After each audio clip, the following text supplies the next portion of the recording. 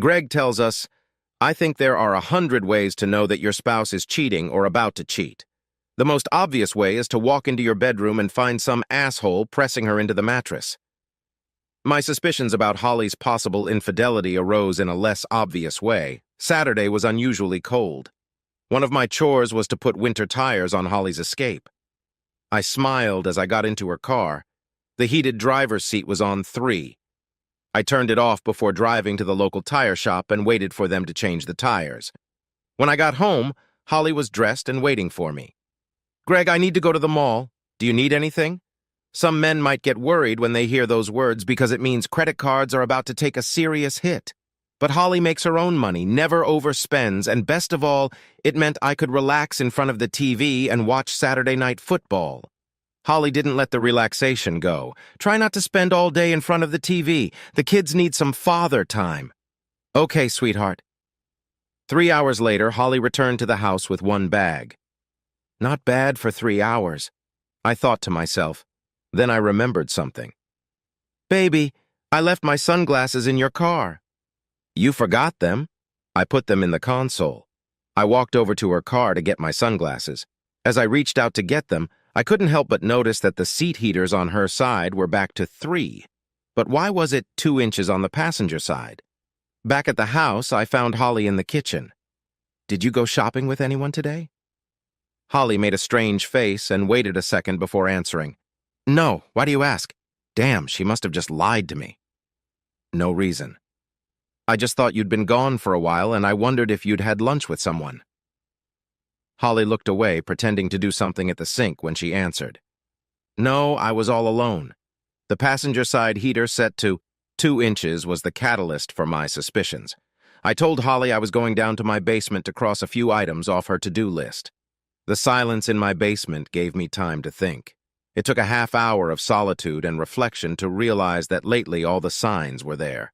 Coming home from work and not sharing the details of his day, forgetfulness about our home and family, harshness toward me over the smallest things.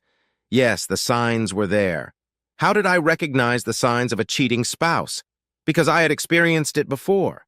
My first marriage broke up because of infidelity, but not my wife's. I was the cheater. I was the one who came home late or worked weekends. I was the one who forgot to bring home the groceries on the list Carol, my first wife, gave me in the morning.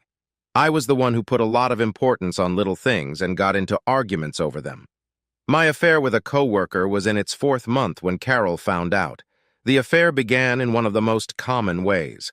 A little flirting, friendly lunches with general discussions about our partners and their shortcomings. It wasn't long before the friendship grew into intimacy.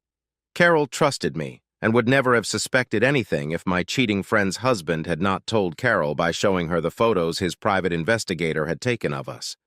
Carol was devastated, saying she couldn't believe someone could betray her trust in such a way.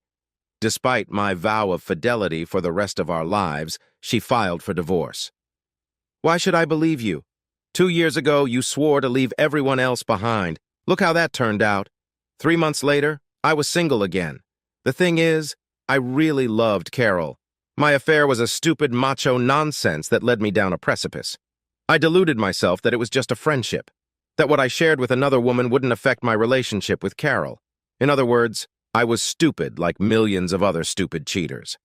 A year after the divorce, I moved across the country, from Atlanta to Seattle.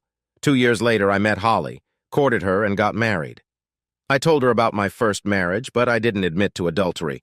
I simply said that my first wife couldn't accept my then immaturity. Not exactly a lie, just not the whole truth. Why arouse suspicion? I would have learned my lesson and never cheated again. Holly and I were married for 6 years. We had 2 beautiful children when temptation struck again. My job required me to attend training every 6 months. 20 operatives met for 3 days at our headquarters in Dallas twice a year. Each session was attended by essentially the same 20 people, and eventually, we bonded. Friendships were formed, and there were even hints of a couple of affairs. One of our group was a woman from the Cleveland office. Karen Bates was a beautiful single woman in her 30s who seemed to enjoy my company. We talked during breaks and lunches. One evening, it was probably my 4th class in Dallas, she asked if I would join some of them for dinner. It was a small group of 7 people. What harm could come of that? It was a fun group. After dinner, we ended up at the bar where there was a dance floor and a band playing. I danced with Karen and 2 other women in the band. About a few hours later, I looked at my watch. It was midnight in Dallas and 10 o'clock in Seattle. I left the bar without saying goodbye to anyone. Back at the hotel, I called Holly on my cell phone. A sleepy Holly answered after the second ring. "Holly, it's Greg. Did I wake you up?" "BC is fine, babe. Just glad you called." "I'm sorry it's so late. I went out to dinner and had a few drinks with the others. I wanted to call to tell you I love you. I'm walking back to the hotel now. Should I call you when I get to my room?" "No, baby. I'm just happy to hear your voice. How was your day?" "Long, too long. I leave tomorrow at 3 o'clock. I'll land at Seattle Airport at 6:30 and be home for a late dinner. I miss you." "I miss you too. So do the kids. Fly safe. I can't wait to see you." As much as I wanted to stay on the phone, I didn't want to keep Holly. She was holding down the fort at home, taking care of the kids and going to work. That can tire a person out, and I wanted her rested by the time I got home tomorrow. We hung up, exchanging I love yous with each other as soon as I entered the hotel. I opened the door to my hotel room, sat on the bed, and collapsed. God, that was close. One more drink and one more dance, see Karen, and we probably would have slept together right now. One thing that saved me was that I suddenly realized all the warning bells from the affair that had ruined my first marriage. That night, I vowed that I would not ruin my marriage to Holly the way I had with Carol. For the next 4 years, I was able to keep my promise. I avoided Karen Bates and the few other temptations I encountered. I'm not George Clooney, but I had the power to change if I wanted to. But I held on, and Holly, as far as I knew, still did. With a renewed sense of direction, I climbed the stairs and entered our kitchen. Our 2 children, Sal and Barb, were sitting at the kitchen table chatting with their mother as she prepared dinner. It was worth the fight, but I needed to know how far Holly had gotten. Had she crossed the line in the sand? Was she in love with this guy? Where was the boundary? I felt Holly's eyes on me as I walked into the room and pulled a beer out of the fridge. I sat down between the kids and joined the conversation. Holly looked at the 3 of us and smiled. In that moment, I realized she loved me. So why the fuck would she jeopardize our family? Or was I being hasty? I tried my best to appear normal and clueless throughout the weekend. We even made love Sunday morning before going to Sunday service. Monday morning, I asked my boss for some free time to attend to personal business. He was kind enough to give it to me without asking too much. I made some calls and arranged an appointment with the investigator. On Monday afternoon, I was sitting in the reception area of Sullivan Investigations waiting to meet Jake Sullivan. I entered his office when the receptionist announced me. Jake was a large man who reminded me of a TV show my dad used to watch when I was a kid. Dad had a full set of videotapes starring a full actor with a mustache. What was his name? Frank Conrad or something? Jake saw the look on my face, my blank stare, and laughed. It was Frank Cannon starring William Conrad. That's what you're trying to remember, right? I can't read minds. I often get the same questioning look. My wife says I should shave off my mustache, but it's more fun this way. Jake and I exchanged a few more pleasantries and got down to business. If what you told me is true, it shouldn't take more than a week. We'll do a little surveillance with a team of 2. Gather what you need to make some decisions. It shouldn't be more than 10 grand. If you agree, Sheila needs to sign off on it, and I'll have 2 operatives on it by Wednesday. $10,000 sounded steep, but all things considered, probably cheap in the long run. I agreed, shook Jake's hand, and signed the contract at his secretary's desk. Friday night, I returned to Sullivan's investigative office holding my breath. "Greg, I had good news and bad news. Shit!" "The good news is your wife hasn't gotten in bed with that asshole yet. By the way, that asshole's name is Derek Turner. Derek Turner is Holly's boss. I've met him 3 or 4 times at Holly's work events. I never thought highly of the guy, and I had a feeling he thought even less of me. Always talked to me in a condescending way. I had to admit he was a handsome man about our age and kept himself in shape. As that flashed through my mind, I noticed Jake watching me, waiting. Holy shit, this guy was in the right business, shrewd, waiting until I was ready to hear the next part. I nodded my head and he continued. The bad news was that she might be planning on hooking up with him soon. He asked her to join him at a work-related conference out of town in 3 weeks. She hasn't made a commitment, but is definitely on the verge. Two of my operatives followed them both on Wednesday and Thursday. One sat next to them on Wednesday at the diner, the other followed on Thursday. Neither operative was spotted, I can assure you. There were no outward signs of affection on either day, no handshakes, kisses, anything physical. And we were able to record conversations on both days. The operatives carry special bags with parabolic microphones. I'll give you both tapes so you can listen for yourself. There's some background noise. You may have to listen a few times to get used to it and hear everything that was said. I borrowed the tapes, actually 2 CDs, from Jake and treated them like they were poison. There's more to it than that. Based on what we heard on Wednesday, I followed Turner after work Wednesday and Thursday nights. On Wednesday, he headed straight to his house, and on Thursday he left work and met up with another man at a bar. They didn't seem to care that they were in a public place. I couldn't hear the entire conversation, but I caught enough to realize that your wife was not their first target. Given what I heard, I confirmed this morning that the other man is James Young. Turner reports to Young. Looks like one of the previous victims was Karen Johnson. Your wife is the replacement for this Miss Johnson. Young asked Turner how the seduction went and gave him a hard time when Turner told him she resisted. Turner said he felt he would succeed once she went with him on this business trip. He thought a little alcohol and dancing would overcome her reticence. He even confirmed something we have on one of the lunch break tapes, that Turner was tempting your wife with the possibility of a promotion in the future if she participated in the program. Jake waited a few more seconds while I digested all of this. He offered me a cup of coffee from the coffee pot on his desk. I declined, already too flustered. Jake continued, I can't stand assholes like that. I wrote my notes right after their conversation. The conversation took place in a public place, and there's no expectation of privacy. My notes could be used in a civil suit against those two and company. If you need me to, I'll testify on the trial transcript and in court. I'll charge you less than usual just to nail these assholes.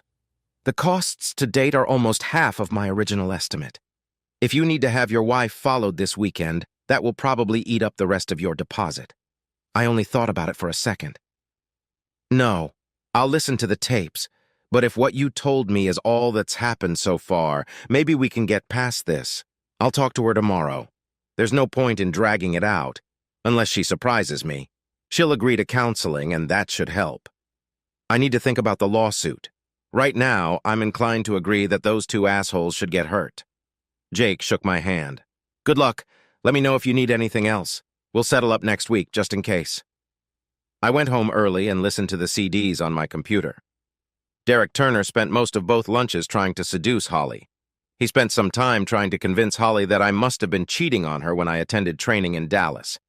I was pleased to hear Holly defend me when Turner spoke ill of me. He tried to convince her that it was in her best interest to go to the next conference with him. It would be good for her career. He was due for a promotion soon, and Holly had a great chance of getting his job when that happened. Turner spent time praising Holly's looks, intelligence, and abilities. When he said it would be great to meet her in a more private setting, somewhere away from the daily grind, and find out if their feelings for each other were more than just friendship. Holly interrupted him, saying it was time to head back to the office. That was the end of the recording made on Thursday. I sensed Holly was resisting, but giving in to temptation. The attraction was understandable. I've been like this before, and I know it happens. Had someone intervened before my affair, my first marriage might have survived. It was time to intervene to save my second marriage. I called Holly's parents to ask if they could watch the kids that weekend. Holly's mom was excited about the opportunity. I picked up Sal and Barb from school, drove home with them to pack their bags, and took them to their grandparents' house to be pampered for 2 days. Holly called me at 5 to ask if she could come home a little later and have a drink with a few of her co-workers. She was stunned when I told her, "No, come straight home. There's something we need to talk about now." "Can't it wait?" "Not if you want to be married to me after this weekend." "What are you talking about?" "I'm talking about a divorce if you're not home in the next half hour." "Greg, why are you talking about divorce? What's going on? Holly, come home. I'm not going to discuss this over the phone." I hung up. 26 minutes later, Holly walked through the door. She looked like she'd been crying. "Greg, what about the divorce? Where are Sal and Barbara? They're at your parents'. Now tell me about your affair with Derek Turner." I don't think I could have surprised Holly more by punching her in the nose. The effect was pretty much the same. Her eyes widened and she stammered before she said the words. I never cheated on you. I took a chance and exposed her bluff. There are other kinds of cheating.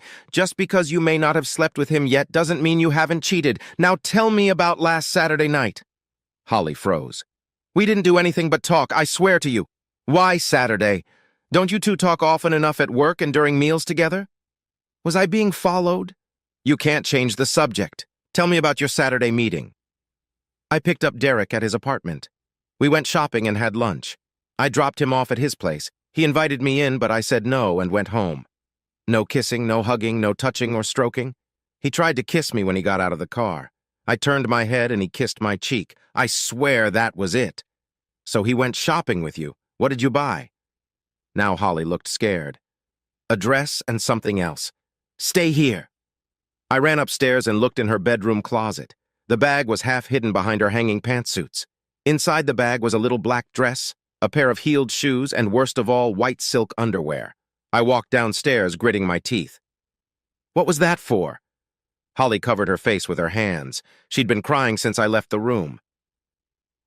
Derek made me buy a dress and heels in case he convinced me to go to the conference with him next month. If I don't go to the conference, there for when you ask me out.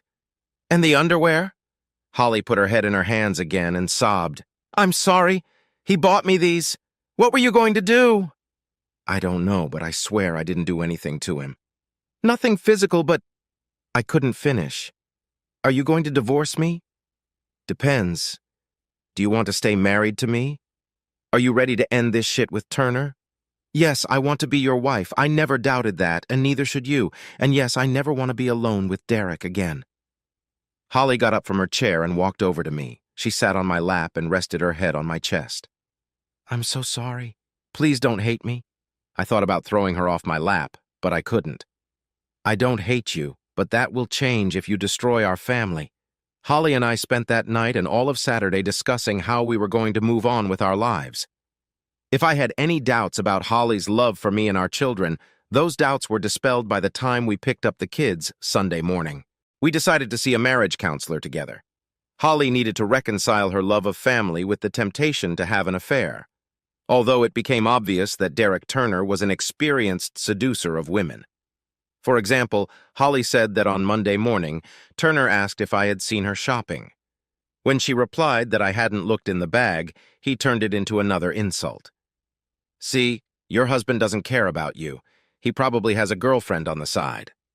I told Holly that the only reason I hadn't asked about her purchase was because I was beginning to suspect something, and I needed time to think about it without losing my temper. I decided to tell Holly why my first marriage fell apart and how close I was to screwing up the second time. I thought a counselor could help me tell Holly the truth in a way that wouldn't destroy my family. Honestly, our relationship could use a boost, and the right counselor could help us with that. We also decided to contact Holly's HR department and file a formal complaint against Turner. Although Holly was outraged after reading Jake Sullivan's notes about Turner and Young's conversation, everyone in the office wondered what happened to Karen Johnson. She quit and left without a word to anyone. Holly resisted until we met with our counselor on Tuesday. She convinced Holly that this was the right action, and we got the dress, shoes, and underwear back. As much as I wanted to take Holly outside in the dress or take the lingerie off her lovely body, I couldn't look at them because Turner chose them. It's been a year since that weekend. Both Derek Turner and James Young were fired for cause based on Holly's complaint, and after the HR director listened to the tapes, read Jake Sullivan's notes and had a follow-up conversation with Jake.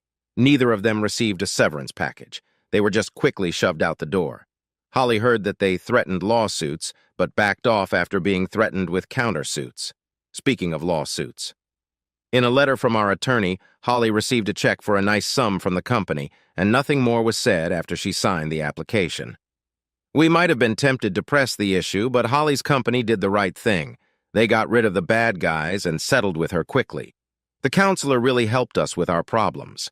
Holly was surprised when she heard the real reason my first marriage failed.